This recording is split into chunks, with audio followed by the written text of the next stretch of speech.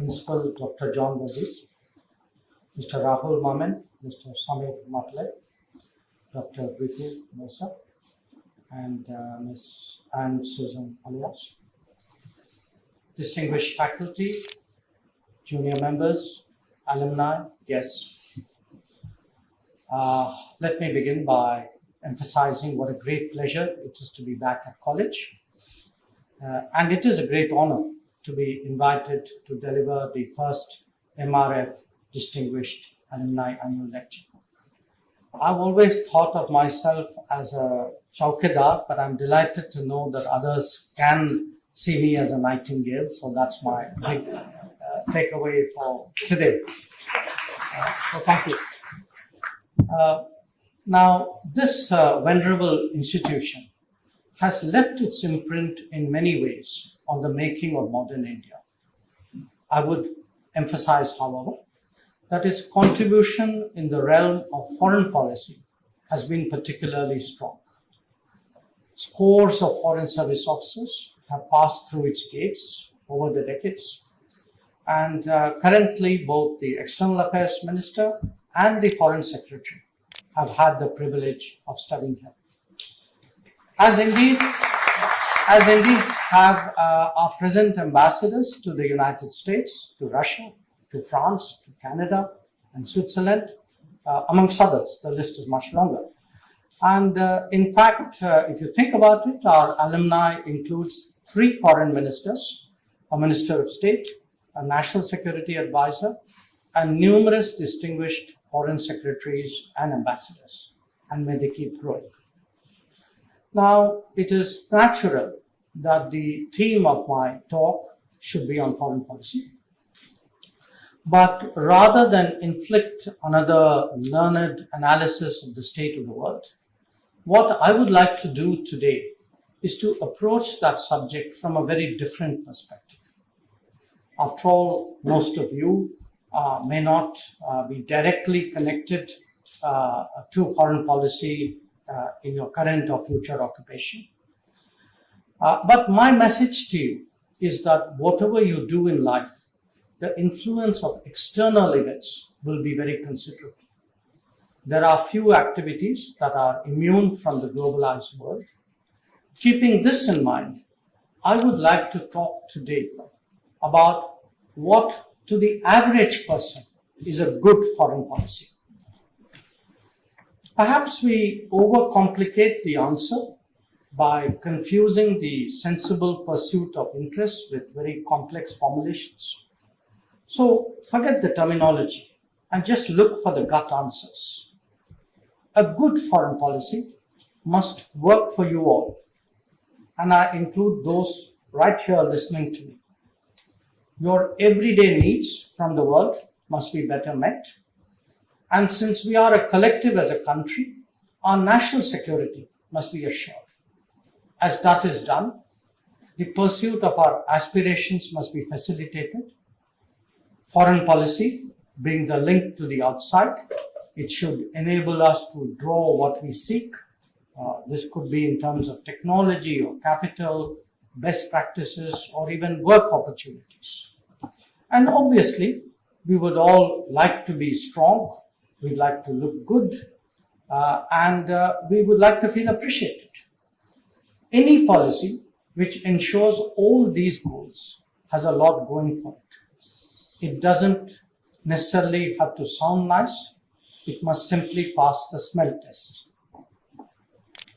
Now, think for a moment as an Indian student who happened to be still in Ukraine on the 24th of February this year. Concerned about your educational prospects, you have now found yourself in the middle of a serious conflict. And it's not just you. It's 20,000 more of your fellow nationals. And there are, at the same time, millions of Ukrainians who are trying to get out of the country. Internal travel is itself dangerous and complicated. The borders are even more so due to overcrowding and congestion.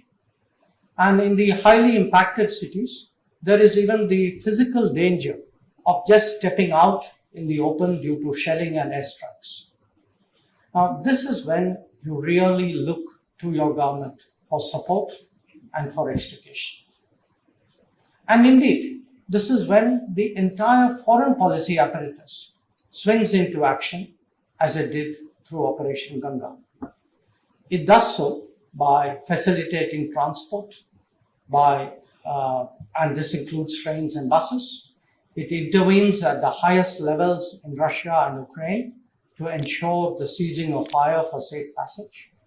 It engages the border authorities to ensure border crossing. And in extreme cases, such as there was a particular town called Sumi, it even traverses conflict zones to assure you of the necessary logistics for your safety.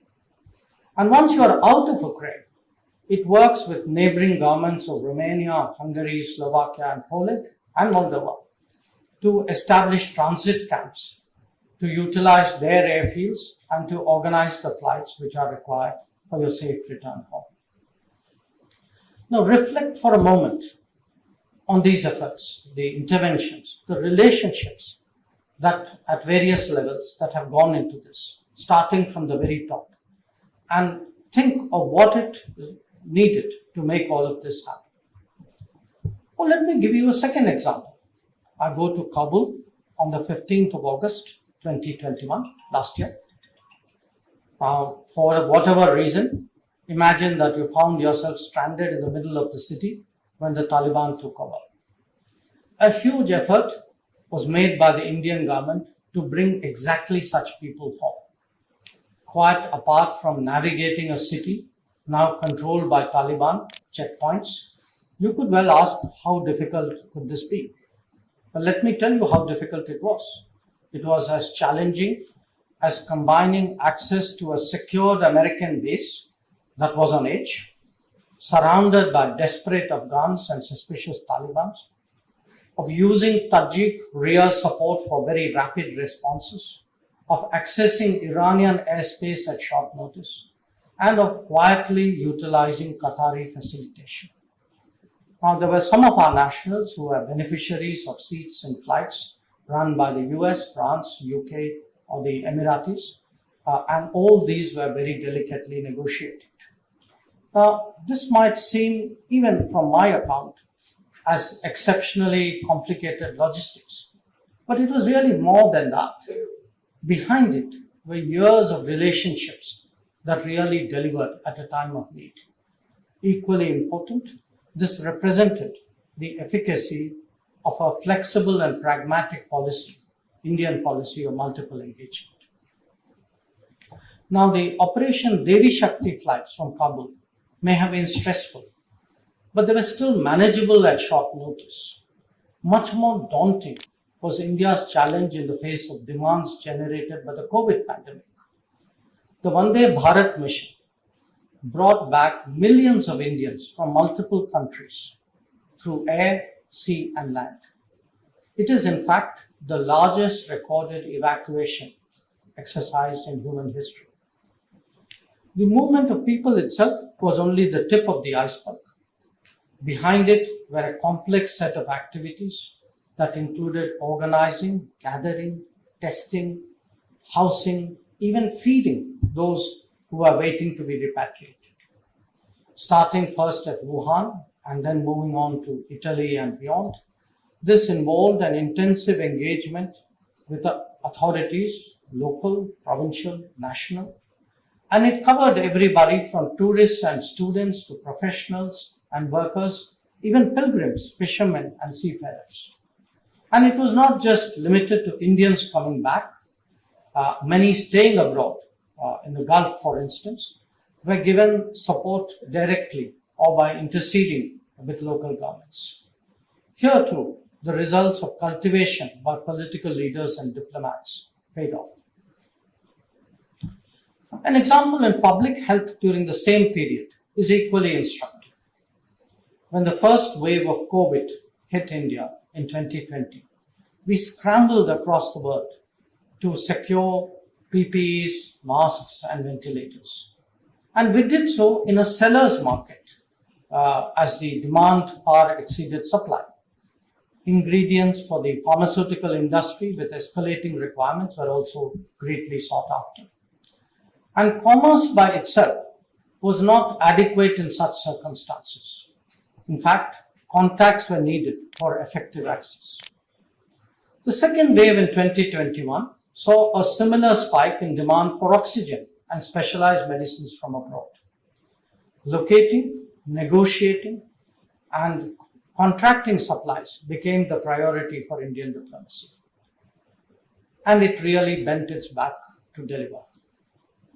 Now, these 4 examples that I shared with you, they may be the products of extraordinary situations, but they do illustrate what is an undeniable reality. And it is that our daily life is increasingly influenced by what happens elsewhere, be they problems or be they solutions. So the next time you are watching a foreign visit, hearing a discussion on an important relationship, or reading a debate about our interests abroad, remember that this may have a direct bearing on your well-being. Foreign policy matters not just in distress situations. It could literally determine your security, your job, the quality of your life, and as we have discovered recently, even your health. It shapes what you hold dear, like pride, values, reputation, and image. And for all these reasons and more, it is important that you take a greater interest in the world. Now, let me explore what foreign policy could mean for you personally. As an Indian student, for example, it may be the ease of getting visas, the ability to travel during times of COVID, and perhaps even employment after studies. If you are a business person, it could help access to foreign markets, receiving information about regulations and practices, and where circumstances demand, assistance to solve problems. For the professionals and workers, this may be visible in ensuring fair employment contracts, a stronger sense of protection, and welfare measures in times of difficulties. And for a stranded tourist, a sympathetic embassy provides much needed succor and support, and in more threatening circumstances, examples of which I gave you, even evacuation. But you don't have to be abroad to need foreign policy. It matters at home just as much. When it comes to security, external or internal, diplomacy could be a preventive, a mitigator, or a problem solver.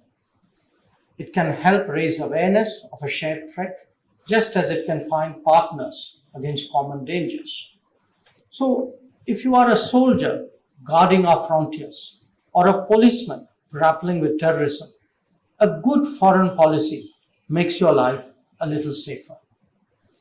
And then there is the economy, with its search for investment, technology, and best practices. In each of these sectors, foreign relationships can accelerate India's progress. And cumulatively, what they do is to expand employment and improve your quality of life.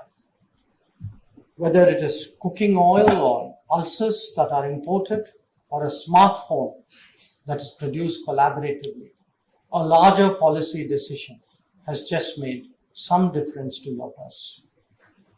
And bear in mind, this is the era of globalization. So whether it is oil, coal, or fertilizer, or many other daily necessities, foreign policy can actually serve to ensure affordable access. But also think for a moment how much the big issues of our times, pandemics, terrorism, climate change, how much they impact your very existence. And ask yourself whether we should not have a greater say in the search for solutions. It also matters to all of us what other nations think of India, our culture, and our way of life. So, should we not then shape our image and influence the narrative? These are but a sample of how, in an increasingly interconnected world, the attitude, perception, and interests of others are so relevant. If they have to be managed, if they have to be leveraged, then it is all the more necessary for a sharper realization at home that foreign policy really matters. Now, for all societies, security ranks foremost in their priorities. The reasons are very obvious. It affects the very nature of our collective.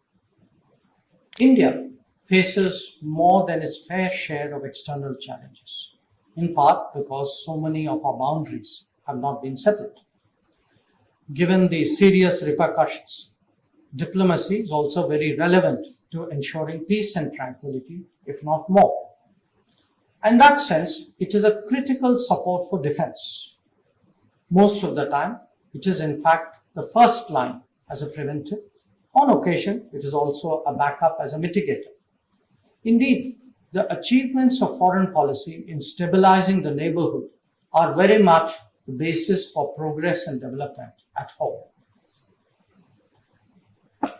The world being what it is, self-interest and convergence cannot be fully counted upon, especially with neighbors. Their ambitions and emotions are not always predictable, nor indeed their risk-taking propensity. Few would have anticipated, for example, the turn that India's relations with China have taken in the last 2 years. Any prudent policy, therefore, backs its posture with capabilities and deterrence. A big responsibility of Indian diplomacy, therefore, is to create the widest set of options for such contingencies. This could mean acquisition of defense capabilities and other supportive measures, or securing the understanding for our policies and actions from the international community. And for that matter, in managing or resolving more fraud situations.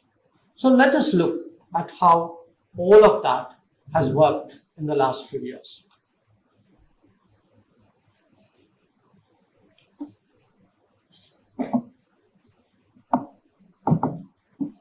A notable achievement of the Modi government was to implement in 2015 the land boundary agreement with Bangladesh.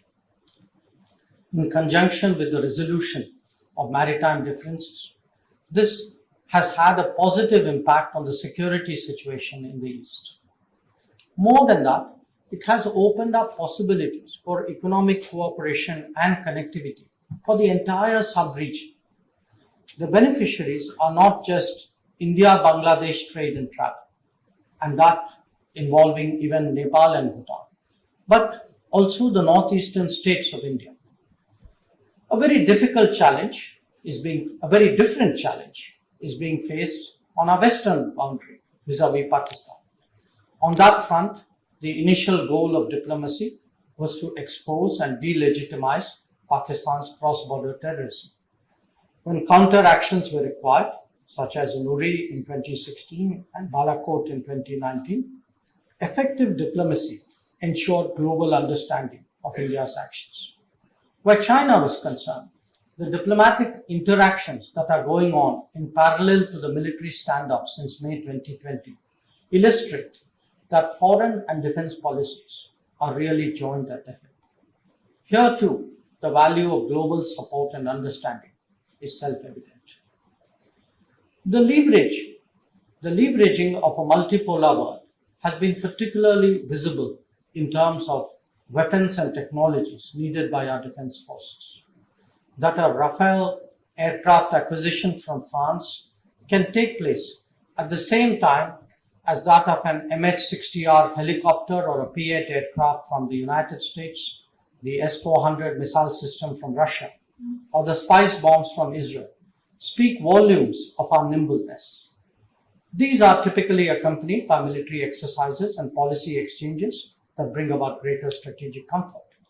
In short, diplomacy supports, empowers, and facilitates the national security effort. Some of this happens on the domestic side as well, even if it is less obvious. Peace at home has often been troubled by insurgent groups operating in the neighborhood.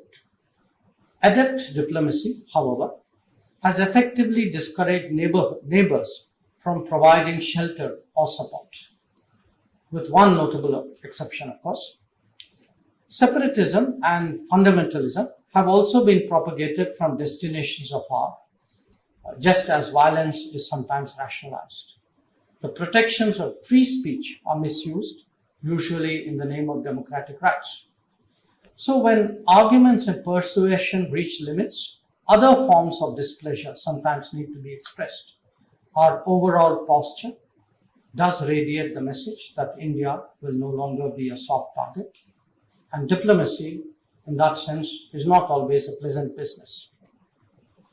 Now, since the quest for prosperity is a constant endeavor for all societies, it is also natural that policy making is devoted to this goal. The most obvious expression of that is promotion of trade and investments. Markets rarely work by themselves. In reality, in fact, everybody utilizes governmental encouragement and facilitation. Those with historical handicaps like us have an even stronger reason to do so. We are playing today catch up on industrialization, on technology acquisition, and on competitiveness. Just building capabilities at home, however, may not be adequate. Securing business abroad needs the information, networking, and access. There is a virtuous circle at work here, whereby greater trade and economic activity strengthens skills, capabilities, and employment at home. And that in turn constantly updates and tests our mettle. In many ways, foreign policy is an exercise in competitiveness. Its economic facets are merely a reflection in a particular domain. If we have just crossed an export record, which we have, by the way, this year, foreign policy too has made its contribution in that record. Increasingly, foreign policy facilitates the creation of new capacities at home. In Asia, all modernizing economies have single-mindedly focused their external interactions on obtaining capital, technology, and best practices from abroad. Japan was the pioneer in this regard during the Meiji era, while China, after Deng Xiaoping, the most successful in terms of scale. In recent years, India too has embraced this mindset. We have noted examples, whether at the enterprise level or in national project. It may be information technology or auto manufacturing, food production or food processing, metros or bullet trains, space capabilities or nuclear energy. The fruits of foreign collaboration are there today for all of us to see. Newer challenges like green growth and climate action have started to open up still more possibilities. Partners have grown from the older industrialized economies to the more innovative ones. All this happens because of our ability to identify, engage, negotiate, and leverage opportunities of interest abroad across many, many domains. The most effective foreign policy is one that delivers on development. Thanks to political changes, we have now awoken to the realization that mantras about globalization, when mindlessly applied, can actually cause real damage. Not just that, if economic choices are divorced from the strategic context, it could lead the country down a very dangerous path. At the end of the day, the real debate is not whether we should be an open or a protected economy. It is whether we are an employment-centric and a capability-driven one, or just a profit-obsessed society, content to be a market. Along with vulnerabilities, a dependent mindset has also been rationalized, masquerading often as globalized thinking. But I believe that India's destiny is bigger than just to be a small part of the future of others. Real growth is not only about GDP increase and business earnings. It is equally about infrastructure, about supply chains, skills, finance, even socio-economic progress. When we sacrifice one for the other, our long-term prospects stand imperiled. and we could slide into strategic lock-ins without even being aware. Foreign policy is surely an instrument to advance our strategic course, but it is equally an insurance that our big picture is the right one.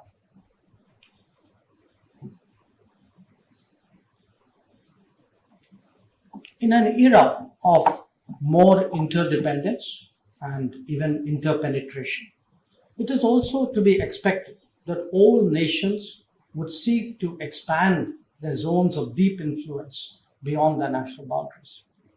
In the past, trade, finance, military activities, and migration were some of the means to do so. Nowadays, the role of connectivity and socio-economic collaboration has become much more salient. This is important for a nation like India, whose reach was constrained by the partition. As we grow in different dimensions, strategic sense dictates that our prosperity serve as a larger lifting tide for the entire region. Realizing this, the Modi government has significantly expanded connectivity and collaborative initiatives with our neighbors. Its results are evident in new road and rail connections, waterways, port access and transit rights, power grids and fuel flows, and especially in the movement of people. South Asia has undergone a real transformation by encouraging win-win outcomes and buy-ins by partners. The Neighborhood First outlook addresses this challenge in the immediate vicinity, just as parallel policies do so in our extended neighborhood. India's support to neighbors during the COVID period also reflected this very thinking. Interdependence, however, has its own downside and can be leveraged unfairly when global norms are cast aside. Exposure to competitive polities therefore needs constant monitoring. We cannot always assume that others will play by our rules.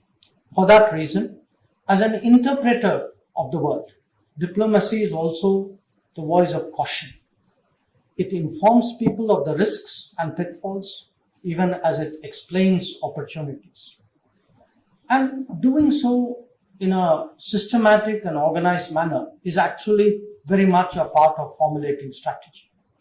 By its very nature, foreign policy develops a 360 outlook and can actually guide all other sectors. It could be trade and technology or education and tourism. But the current era really requires a holistic approach to important relationships. At a time when demographic constraints are impacting the developed world, there is a real prospect of Indians gaining significantly in the global workplace. Till now, that has been largely self-driven, with policymakers and the government mostly agnostic on this happening.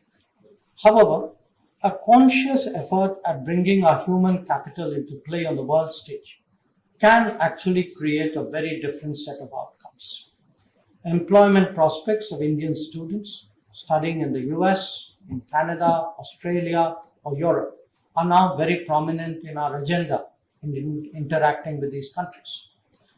Migration and mobility partnerships have been concluded with France, UK, and Portugal. Many more of them are on the way. And in fact, in this period of COVID-induced uncertainties, the educational interests of students have become very much a subject of focus for foreign policy. In terms of skills, we strive to ensure that Indian talent is treated in a non-discriminatory manner in the developed world, in US, in Canada, and in Europe. Where they already reside, community welfare and cultural concerns too are a subject of our attention. The largest numbers with the greatest need are, of course, in the Gulf. Their well-being is of the utmost priority, and that has been fully reflected in our policy making.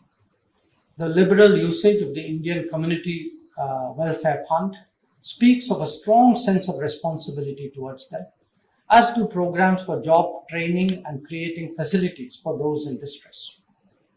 The agreement on the rights of domestic workers that we concluded quite recently with Kuwait is a very good illustration of our commitment to ensure a better workplace abroad for our people.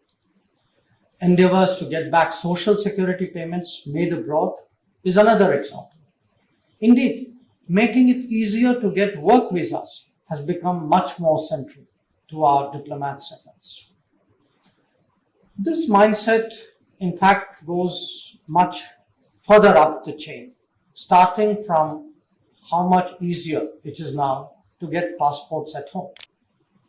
By expanding the issuance center fourfold and by simplifying the verification process, the ability to travel and therefore to work abroad, that has undergone a sea change. Today, new prospects are opening up for Indian skills as a result of negotiated agreements, be it with Russia, Europe, the Gulf, or Japan. Foreign policy is helping to make the world much more accessible to the average Indian. And they set out much more confidently than before, knowing that we have their back in times of difficulty. But let us not forget that contemporary migrants join historically established communities to create a larger diaspora. It is natural that their welfare and interest is connected deeply with foreign policy.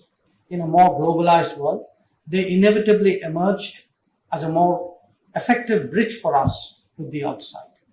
At the same time, a confident India has also taken pride in their successes and not shied away from a visible relationship.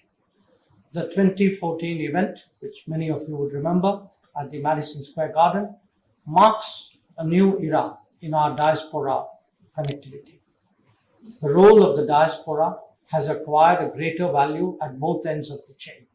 For foreign policy, this may mean some additional responsibilities, but surely it creates many more sources of support.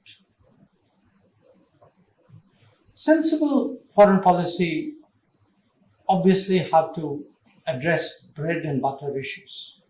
But especially for larger nations, there are bigger questions for us to consider as well. Three contemporary examples of urgent global concerns, I mentioned them in terms of big issues, are terrorism, climate change, and pandemics. For a nation like India, quite apart from the direct consequences, there is also the need to shape the direction of the global debate. It has therefore been a major influence on global deliberations regarding the countering of terrorism. If the awareness of those threats is more today, or if the tolerance is less, our efforts have made no small difference. On climate change, India not only helped forge a consensus at Paris, but in contrast to many others, has actually stayed true to its commitments. And at Glasgow, where I had the privilege of accompanying the Prime Minister, these were taken to a still higher level. The International Solar Alliance and the Coalition for Disaster Resilient Infrastructure are two notable examples of leadership in climate action. On pandemics, it's India's supply of medicines and vaccines and deployments of teams abroad spoke volumes of our internationalism. The vaccine Maitri has earned us great goodwill across geographies. The cumulative impact of 8 years of an ambitious yet practical foreign policy is now there for all of you to see. It is evident in our say in the big issues of our times, whether they are global challenges or strategic concerns. It is manifest too in the immediate neighborhood and the extended one. As India wins elections in international organizations and bodies, that testifies to a larger constituency of support. Appreciation of India's heritage, culture, and tradition is broader, visible, and not least reflected in the global observance of the International Day of the Yoga. A more culturally assured India has also been more internationalist in its actions, affirming its own traditions rather than complying with a dichotomy put forward by others. The COVID experience reinforced the reputation that India has built up as a first responder in humanitarian situations in the Indo-Pacific. The coming generations must therefore appreciate that even as we are accorded greater respect, the world will have higher expectations of us. To appreciate the full extent of this change, the profound consequences of 2014 have to be understood. A different worldview propelled a comprehensive review of our foreign policy. There was a conscious effort towards a whole of the government approach and more effective budgeting to back that up. The oversight of initiatives and projects, it's called Pragati within the government, has become a regular occurrence. The 6 broad objectives that were spelled out to policymakers and implementers were very, very clear. 1, we must bring about a change of thinking in the world about us. 2, the partnerships we should create should be on more equal terms and with smaller countries more generous. 3, the global agenda and the big issues of our times should be shaped by India as much as possible. Counter-terrorism, climate action, and black money were the immediate concerns, to which, of course, we later added counter-terrorism, maritime security, connectivity, and pandemics. 4, foreign relationships should be actively explored and leveraged for domestic development and progress. 5, the very conceptualization of foreign policy should be more people-centric. It should look at the world as a global workplace, and I spoke at some length about that, not just as a marketplace. In parallel, there should be a greater focus on the Indian diaspora as an effective bridge. And 6, our culture, traditions, and thoughts should percolate our own articulation as well as influence international debates and initiatives. Yoga and Ayurveda were obvious examples in this regard. In the years that have passed, the progress report of this transformation has actually been quite encouraging. The new energy in India's endeavors is evident, notably in Prime Minister Modi's own engagements. Some of India's neighbors had not bilaterally hosted an Indian Prime Minister for years on end. Even a proximate region like the Gulf, leave alone those much further off, had seen a want of high-level attention for decades. Smaller nations, whether they are in the Caribbean or the Pacific, had actually been completely neglected. And to be very honest with you, nations of Africa and Latin America have found their reach out to be inadequately reciprocated. Now, all of this has changed. And you can see that in terms of visits, bilateral visits, in terms of collective summits, development partnerships, and in fact, opening of more Indian embassies abroad. In our immediate region, the message of neighborhood first began to resonate, in fact, from the swearing-in ceremony in 2014. Its successor in 2019 further reinforced that impression. But this was not just symbolism. Discernible progress in projects and activities have also given it credibility.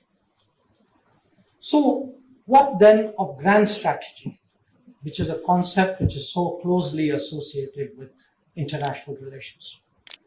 What I have presented to you today are the building blocks, which are dissected in a manner that their impact on your lives are discernible. Do connect the dots and look at the picture that emerges. A stronger and more capable India, one that is truer to its roots and culture, is a key factor in the larger rebalancing that characterizes our contemporary world. At a time when there are many more power centers, our place in the multipolar order is clearly more assured. In an era that is more globalized, our talents, capabilities, and contribution have a growing value for the rest of the world. As we mark 75 years of independence, Azadi Ka Amrit Mahotsav, there is good cause to be confident about our prospects. But to be so, it is equally important that all of you be fully aware of the opportunities and challenges that the world currently presents. And surely, we can be so once we appreciate how much foreign policy really matters. Thank you very much for your attention.